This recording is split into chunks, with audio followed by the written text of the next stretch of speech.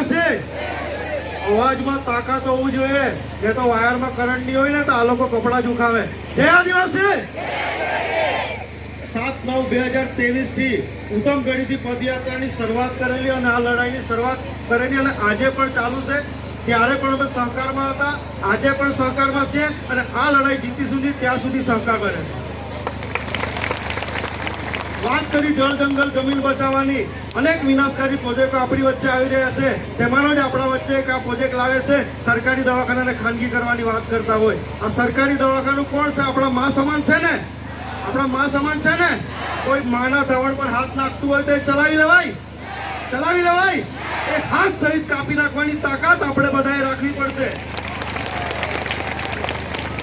દરેક જગ્યાએથી આગેવાનો આવ્યા છે, ઉમરગામથી અંબાજી સુધી આગેવાનો આવ્યા છે.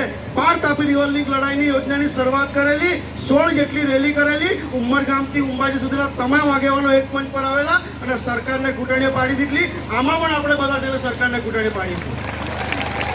એક જ મિનિટનો સમય આપ્યો છે એટલે એક જ વાત કરીને મારી વાત પૂરી કરીશ. હવે ગયા વખતે બી કહીને ગયેલો, આ વખતે બી કેમ છું, જંગલમાં બે સિંહ રહેતા હતા, બંને દોસ્તાર, પણ કઈક એ લોકોના વચ્ચે કઈક રાજકારણ જ આવી ગયો છે એટલે બંને છૂટા પડી ગયા. પરંતુ એક સિંહ થોડો ઘરડો અને એક સિંહ જુવાન, એટલે પેલો સિંહ ઘરડો હતો એ સાઈડ પર બેઠો હતો એટલે થોડા કૂતરા આવીને ત્યાં એને કઢવા માટે હાવ હાવ કરવા લાગ્યા. પરંતુ પેલો દૂર બેઠેલો સિંહ એને જોઈને ખમાયું નહીં, ત્યારે એને દૂરથી જ દહાડ મારી એટલે પેલા કૂતરા નાહી ગયા. ત્યારે પેલા આપણામાં બી હોય ને પેલા લુચ્ચા શિયાળ હોય ને, એ લુચ્ચું શિયાળ પેલા સિંહને પૂછવા ગયું કે ભાઈ આ તો તારો દુશ્મન હતો, તું શા માટે એને બચાવ્યો? ત્યારે પેલા સિંહે શું જવાબ આપ્યો?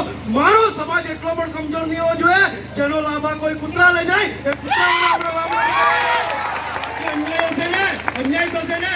કાલ આવતો હોય તો આજે હવે કલ્પેશ પટેલને ફરક નથી પડતો, પણ અન્યાય હશે તો હંમેશા તાકાતથી બોલીશું. જય આદિવાસી. સુરત નવસારી ટ્વિન સિટી એક દિયા પુણ્યાતા બી બધા ઉભા રહી નહીં આવતા, બરાબર ને? સરકારી હોસ્પિટલ पे अनिश्चित दाना पे बैठे तो यहाँ बेरा कलेक्टर लांदड़ा कलेक्टर नहीं देखाया कि आदिवासी समाज ना लोग होस्पिटल पर बैठला था. ત્યાં હાટે આજે નક્કી કોયા કહેલા ખબર પડે કે આદિવાસી સમાજના લોકો એકત્રિત હોઈ ગયા. અંબાજી થી ઉમરગામ સુધીના બધા આદિવાસી આજે ભેગા હોય ત્યાં માટેના આયોજન કોયેલ અને સરકાર બી આપા આખા માગજે કે તુમા કા હોતી આદિવાસી હાલ તુમા રસ્તા पे ઉતરા. બરાબર ને? જય આદિવાસી, જય આદિવાસી. એ વડીલ હતા આ સામે પોડા કે લઈ રહ્યા તેરું નહીં બોમલે ખાઈ લે પાસે બોમલા પોડી આપા. जय आदिवासी. लड़ेंगे, लड़ेंगे और लड़ेंगे और लड़ेंगे और लड़ेंगे. 7/9/2023 થી પદયાત્રા કરેલી અને સમગ્ર તાપી જિલ્લામાં આપણે બધા જ લોકોને કહેવા માંગતા હતા કે સરકારી હોસ્પિટલને તમે સરકારી શું કરવા કહેતા હતા? આપણે એટલા માટે કહેતા હતા કે સરકારી હોસ્પિટલને સરકારી રહેવા દો, કારણ કે આપણે જાણીએ છીએ આપણે પડી જઈએ તો કાં જઈએ, પડી જઈએ તો કાં જઈએ, પેટમાં દુખે તો કાં જઈએ, માથું દુખે તો કાં જઈએ,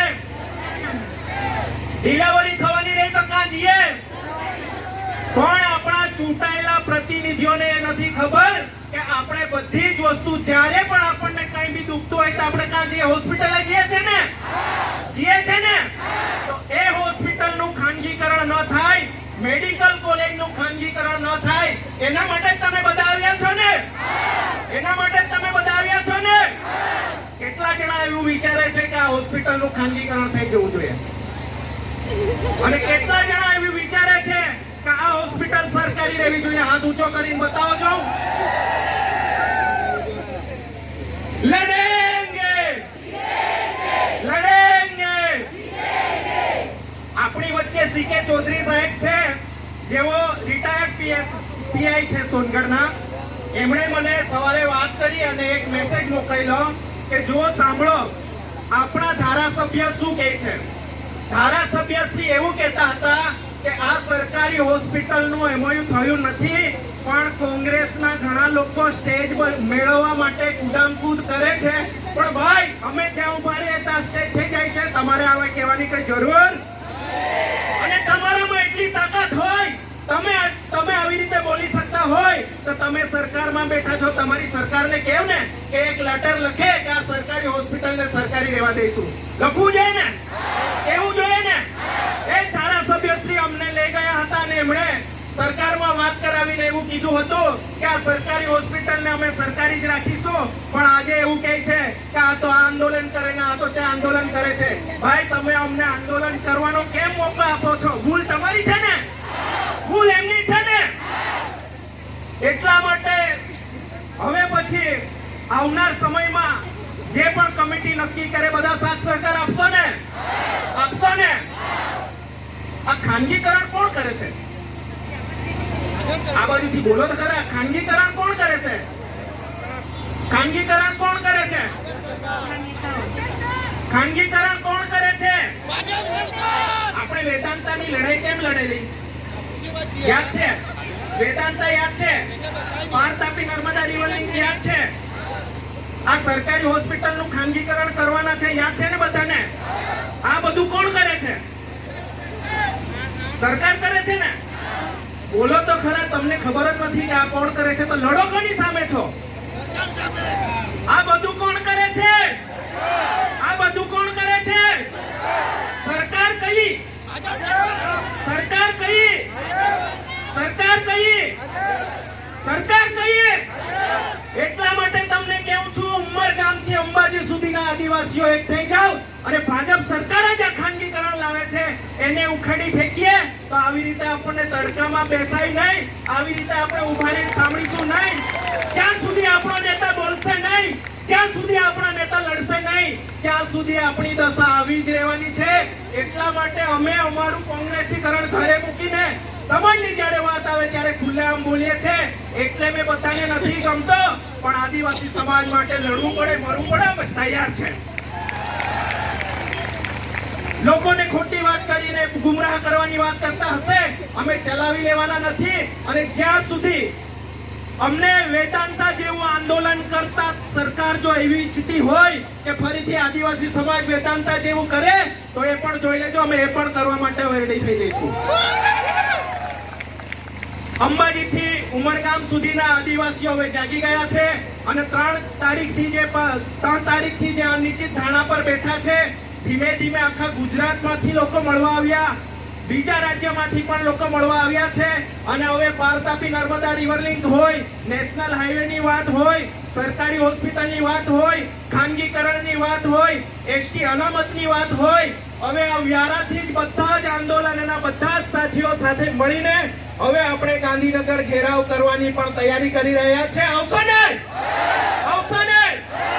આપણે લડી લેવાનું છે. કોઈ દિવસ આદિવાસી સમાજ ઝૂક્યો નથી અને ઝૂકશે પણ નહીં. એક નારો બોલાવીને પછી મારી વાત પૂરી કરીશ. જબ જબ આદિવાસી બોલા है तब तब सरकार डोली है. बराबर? તમારે એમ કહેવાનું છે સરકાર डोली है. बराबर? जब जब आदिवासी बोला है तब तब सरकार डोली है. जब जब आदिवासी बोला है, जब जब आदिवासी बोला है. જ્યાં સુધી આ બેરા લોકો આપણી વાત ન સાંભળે ત્યાં સુધી આપણું આંદોલન ચાલુ રહેશે. બધા સાથ અને સહકાર આપશો એ જ આશા અને વિશ્વાસ સાથે બધાને જય આદિવાસી, જય આદિવાસી.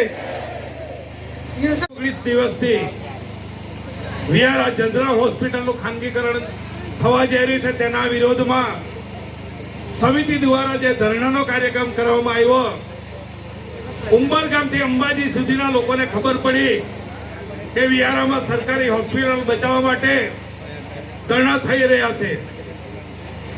પણ દુઃખ સાથે કહેવું પડે છે, વિદેશમાં કંઈક થયું તો 2 મિનિટમાં આપણે ત્યાં બેઠેલા મુખ્યમંત્રીને ખબર પડી જાય છે, પણ આ આદિવાસી વિસ્તારમાં હોસ્પિટલ બચાવવા માટેના જે ધરણાનો કાર્યક્રમ હતો એ એમને દેખાતો નથી. મિત્રો, આપણે આશા પણ કોની પાસે રાખીએ? જે સરકાર છે, જે સરકારમાં બેઠેલા છે. અત્યારે છેલ્લા 2 દિવસમાં એક છાપામાં મેં વાંચ્યું કે ભાઈ ધારાસભ્યોએ પણ ઇન્ડિયન બનાવ્યું. હવે મને એવું લાગે છે એ લોકોના અધિકાર બચાવવા માટે પણ આપણે લડવું પડશે. એવા લોકો પાસે આપણે અપેક્ષા નથી રાખવાની. આપણે ભારતના બંધારણના 5મી અનુસૂચિ વિસ્તારમાં રહીએ છીએ. આપણે ભારત સરકાર 5મી અનુસૂચિ પ્રમાણે આપણે ગામે ગામ સભાઓ કરો, ઠરાવો કરો અને આવું ખાનગીકરણ થતું આપણે અટકાવીએ અને આપણા હક અધિકાર માટે લઈએ. ભારતના બંધારણે આપણને વિશિષ્ટ અધિકારો આપ્યા છે. સરકારની જવાબદારી છે કે ભારતમાં રહેતા લોકોને આરોગ્ય ફ્રીમાં એમણે પ્રોવાઈડ કરવાનું છે, એને શિક્ષણ આપવાનું છે. પણ તમામ અધિકારો જ્યારે છીનવાઈ રહ્યા છે ત્યારે મારા તમામ રાજકીય પક્ષના આગેવાનો, તમામ સંગઠનો, ઉમરગામથી અંબાજી સુધીના સંગઠનોને મારી વિનંતી છે કે તમારી પક્ષાપક્ષીની લડાઈ બાજુ પર મૂકી આપણા હક અને અધિકાર માટે સર્વ એક મંચ પર આવો અને લડાઈ લડો. કારણ કે તાવ ગરમી પણ વધારે છે, 2 મિનિટનો સમય છે એટલે હું મારી લાંબી વાત નથી કહેતો. પણ આ સમિતિ જ્યારે પણ આંદોલન મોટું કરવાનો વિચાર છે કે અમને જણાવશે. કાલે ઉઠીને એમ કે સમિતિ કે ભાઈ આપણી લડાઈ માટે આપણે હાઈવે પર બેસવાનું છે, એના માટે પણ અમે તૈયાર છે. નવસારી જિલ્લા રૂડી ગ્રામ સભા અધ્યક્ષ તરીકે હું તમારી વચ્ચે સમર્થન અપાયો છું. સૌને જય આદિવાસી, જય જોહાર.